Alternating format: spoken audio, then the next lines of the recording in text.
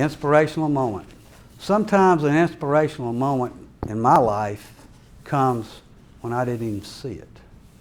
And I'll explain. I went to Haiti as a lieutenant commander at a support group there, and I was in charge of building bridges, roads, schools, and wells. The CBs were building the road, the Marines were building the bridge, the Air Force was building the schools, and the Army was digging in the ground wells. And so I had all that under me, and I went into an environment with about 200 people. I'm a reservist, and all these other people are active duty. So they don't know me. They're asking and looking and trying to find out why I'm there and stuff of that nature. So I told the colonel when I first got there that I'm here to build roads and bridges and no other reason, and schools and wells. But the protocol on the Army, Marines, and Air Force side, I'm not familiar with. So if you see me walking off the plank, I'd ask that you correct me and tell me things I should do. But I won't want you to worry about the roads and bridges. I got that. So one of the things we did every Friday, we sent a report to the Pentagon. This road was named after a retiring 4-star general. And we were sending the report to a 2-star general in his GS age there. And we were telling him it was supposed to be done by June 1st. We were telling him July 1st. Well, toward my end of my 8 weeks when I was there, it was August, the middle of August. And so the week before, the 2-star was coming to inspect the road because they were having an opening ceremony and stuff like that.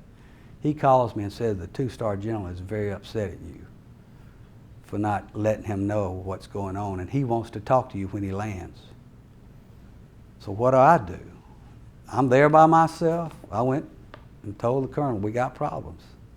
And he says, what do we got? I said, we've been sending this report. You've been seeing it. We've been telling him since April that it's not going to be ready June 1st. It's August now. Well, what can you do? I said, well, I can put out a little, I've just done an active duty where I learned Microsoft project, which deals with milestones and projects. So I said, I can lay this thing out on a road, on a map, and show where the CBs are and stuff like that. So I did that. I prepared my map. I had my map. So when the general landed, I'm at the end of the line, the colonel's at the front, and he shakes everybody's hand until he gets to me. And he says, Woodham, you get in the car with me and the colonel. So I get in the car with my little map, and I sit there, and off they go. And part of it is he's coming to my construction site. So when we get to the construction site, he gets out, and I've got the CB stirring up dust. I got the Marines pushing this bridge across. It's a Bailey Bridge. I got the equipment yard there. It's just activity everywhere. Well, he goes off and starts talking to the troops. He's communicating. I never met an admiral or a general that wasn't a good communicator. And I'm standing there with my little map by the truck. He finally gets to me, and this is where the inspiration part of it is for me. I'm worried about my job. I think I'm out of the Navy. I lay this out on the car, and I said, well, here's where the CBs are, and that's them down there. If you look over here, this is the other end of the map, and about a mile that way is the end of the road, sir, and I think you can tell that we're not going to finish within a month. And we've been sending reports, sir, and this is not breaking news. We're just not going to finish. We've done the best we can. He didn't even look at me. He said, that's all I need to know. So we get back in the truck. I got my little map with me, and we head back to the airplane. And I'm in the end of the line again. And he's shaking hands when he gets to me.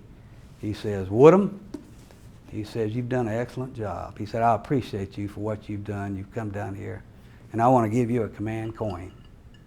And he gave me a command coin. This is Aldot's command coin. And you talk about inspiration. I didn't know these people. I didn't know who they were, but I was trying to do a good job. I was telling the truth, and my head was about that big. I could hardly get in the van. And from that point on, you don't think I tried to pay attention that there's always somebody watching you. If you do the right thing and you be moral about it and you do it for Aldot or the military or whoever and do it for yourself, 99% of the time you're going to make the right decision.